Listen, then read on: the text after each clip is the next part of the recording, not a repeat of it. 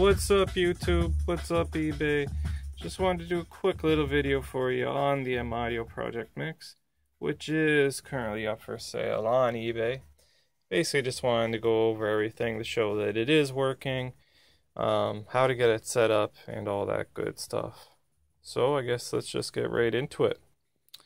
So the music that you just heard was coming from my turntable, which is inputted into channels 7 and 8 on the project mix right now. So I guess the first thing we'll talk about is the installation process, setting up the drivers, which you do receive the original driver disc that came with the Audio Project Mix, and I also will include newer drivers for the winner as well. Drivers are available on the Audio website, but I've already downloaded them, so saves you that step. Audio stopped making drivers for the project mix after Windows 7 and after OS X 10.7.4. So basically that means that if you're going to try to use a newer operating system, it may or may not work. I am selling the project mix under the terms that it's going to work up to version Windows 7 or OS X 10.7.4. Personally, I'm using Windows 7 and everything does work flawlessly. I have tried to use it under Windows 8, did not have much success. That being said though, I was able to get the system working on a Mac Pro running OS X 10.10. So just a few things to keep in mind when, if you're deciding on purchasing or when setting everything up. In addition to that, if you go on most audio interface manufacturers' websites, like M-Audio or even Focusrite, the Focusrite Sapphire right there, they do have information recommending that you do use a Firewire card with the TI chipset. For whatever reason, the TI chipsets just seem to be more reliable for Firewire audio interfaces. Personally, I'm using a old Dell Vostro desktop that uses a VIA chipset, which, like I said, I've had no problems running Windows 7.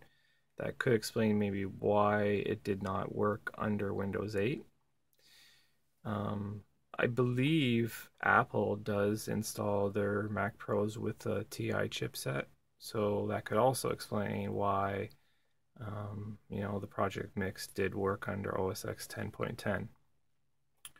Anyways, just some kind of stuff to keep in mind that you may or may not know, and just kind of will help you along the way while you're doing things.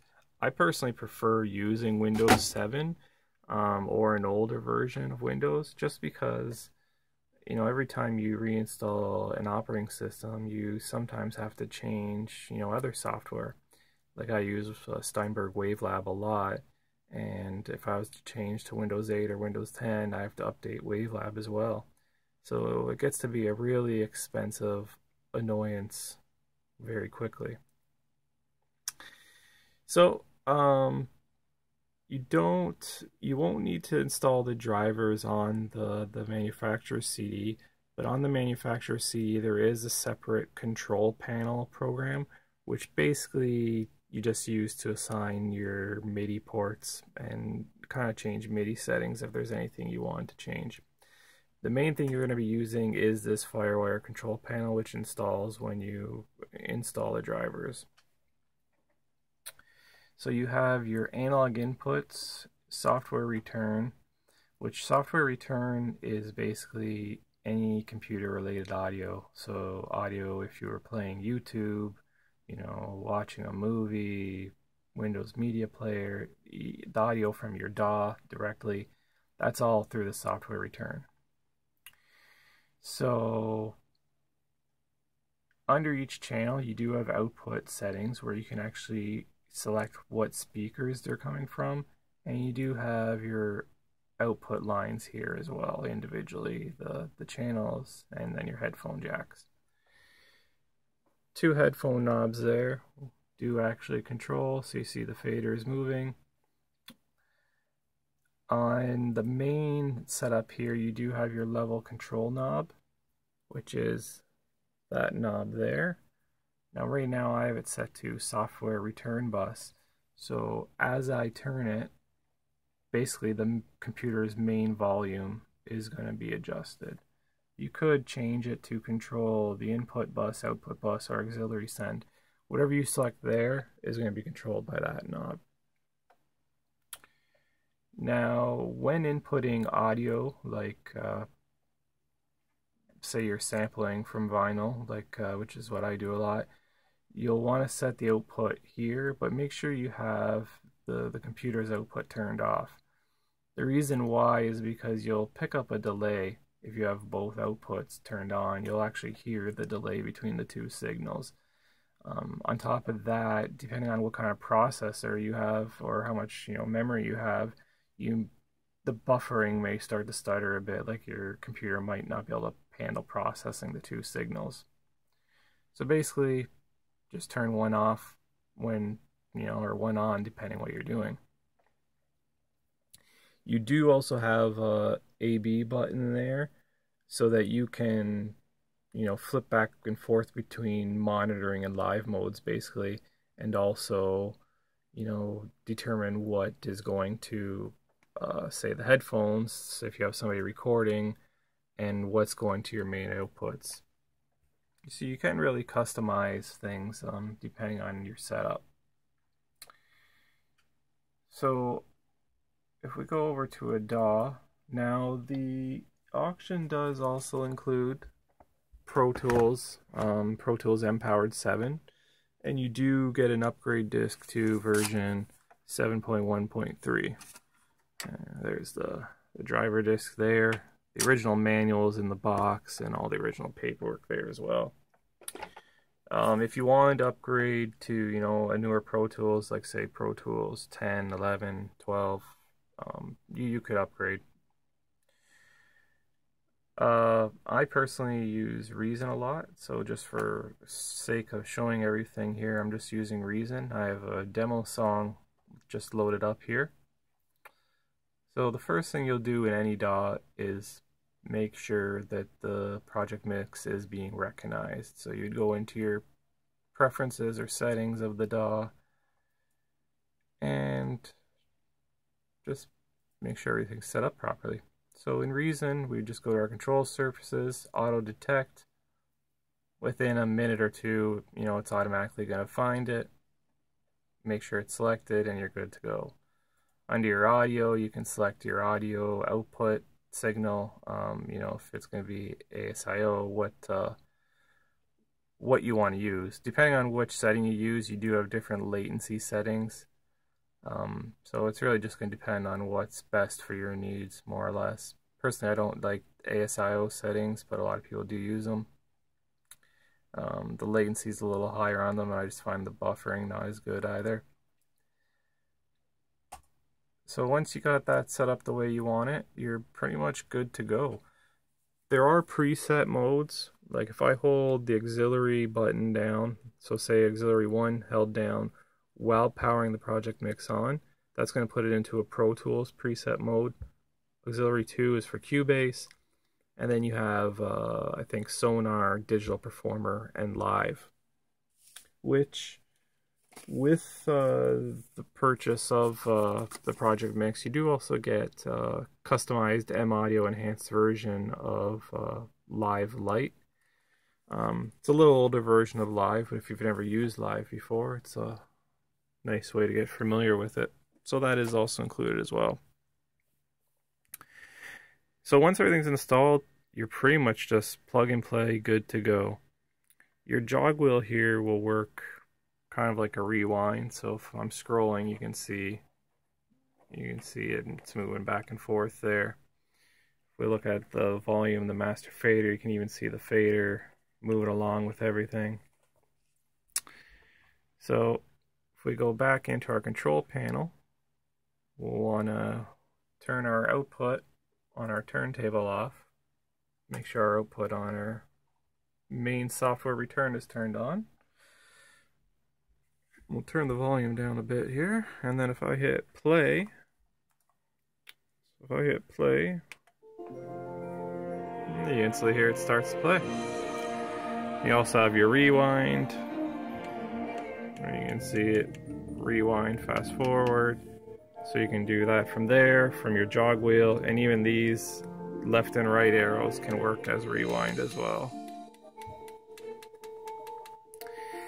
Now, your faders and all these knobs can be basically used to control anything. You could use them just like a traditional mixer, or you could also use them to control multiple settings on one plugin. Like right now I'm on the double N19 digital sampler, and basically each fader, as you move the faders, you'll see the settings on the screen light up there, and you'll actually see the faders on your computer screen actually move along. So the cool thing is that, you know, usually with a mouse you can only click like one fader at a time, which I'll even add. This is kind of neat. Look at, as I'm using the mouse, I can control the fader up and down. So yeah, you can only usually control one thing at a time. This way I could, you know, adjust multiple settings at once to get a, you know, maybe a different desired effect, depending what you're trying to do. So your main volume you can just turn up and down anytime, and you're good to go. So real simple, real easy to use. You do have other things, your loop button, you know, I can turn loop on and off. Basically everything can be customized and done right from the Project Mix. So if you had Project Mix and you know, a MIDI trigger or something like Machine, you basically never have to use a mouse ever again. You're good to go, and it's nice to have that hands-on feel of everything. So I think that pretty much covers everything. If you check the eBay ad, which there is a link in the description, there are more pictures, more details on eBay. I just thought it'd be helpful to kind of do a video just kind of showing things in action. Just kind of quickly want to go over a few details to hopefully assist the user when they're setting everything up, because I know it can be a little frustrating sometimes when installing new hardware. The auction does also include all the Firewire cables, so depending on what type of Firewire jack your computer has, there is a Firewire Mini to Firewire 800 cable, there's Thunderbolt to Firewire 400, there's a Firewire 400 to 400 cable, Firewire 400 to 800, and there is a Firewire 400 to 800 adapter as well. So no matter what computer you plan on using the Project Mix on, you have the right cable included. In addition, what I thought was really cool, I've never purchased any hardware that's done this, is it comes with all the right plugs you need. So depending on what country you're in, like you have the UK, the Australian and China plug, European plug. So if you travel or you're an international buyer, you don't have to purchase any special adapter. You're all good to go right out the box, which the M Audio does ship in its original box as well. So yeah, it's a real nice package. Everything's in great shape still. I mean, you have a couple, you know, minor surface marks around the headphone jack there from plugging in and out. I mean, just a few little minor marks you can kind of see in the light there, but nothing major. Nothing's broken, no cracks, very clean, smoke-free environment.